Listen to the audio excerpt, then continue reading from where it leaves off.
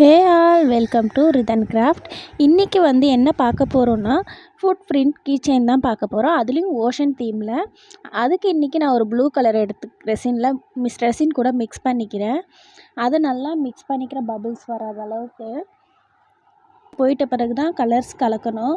அதுக்கு முன்னாடி கலர்ஸ் கலக்காதீங்க, நல்லா வராது, பபிள்ஸ் அவ்வளோவா போகாது. அதனால் வந்து இந்த மாதிரி கலக்கிக்கோங்க, சூப்பராக வரும்.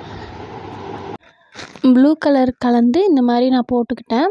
அது வந்து ஃபீட்டில் மட்டும் போட்டுட்ட பிறகு அது ஓரளவுக்கு நல்லா ஸ்ப்ரெட் பண்ணி அது மட்டும் அந்த ஏரியா மட்டும் கவர் ஆகிற மாதிரி நான் விட்டுட்டேன்.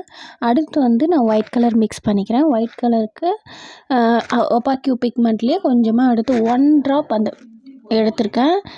அது ரொம்ப மினி கீச்சைன்றனால நான் சின்னதாக கிழிச்சு அதில் வந்து போட்டுட்ருக்கேன். இதே மாதிரி நீங்களும் பண்ணாலும் சரி, இல்லை உங்கள்கிட்ட மோல்டு அதை மிக்சிங் அந்த சிலிக்கான் மோல்டு இருந்தால் அந்த மாதிரி கூட வச்சு பண்ணிக்கோங்க.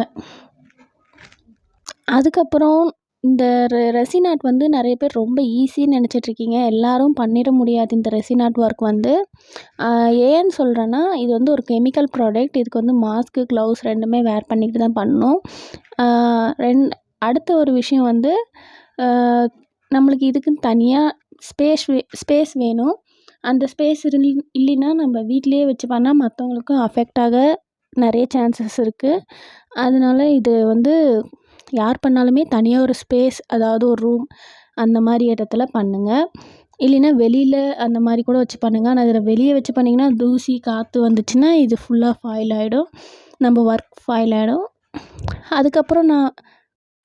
அதுக்கப்புறம் வந்து இந்த க்ரீன் கலரை வந்து மிக்ஸ் பண்ணி, அதாவது ஓஷன் க்ரீன், இது எப்படி சொல்லுவாங்கன்னா ரைன் க்ரீன் அந்த மாதிரி சொல்லுவாங்க.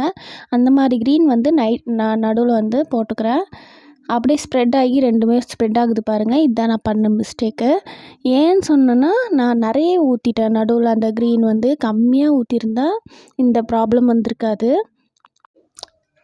அதனால தான் இந்த க்ரீன் கலரே தெரியாத அளவுக்கு ரெண்டுமே மேட்ச் ஆகிடுச்சு.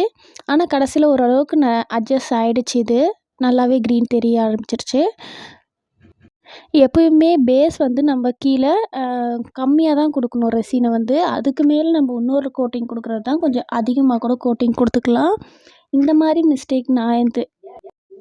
மிஸ்டேக்லாம் நான் கற்றுக்கும் போது தான் தெரிஞ்சுக்கிட்டேன்.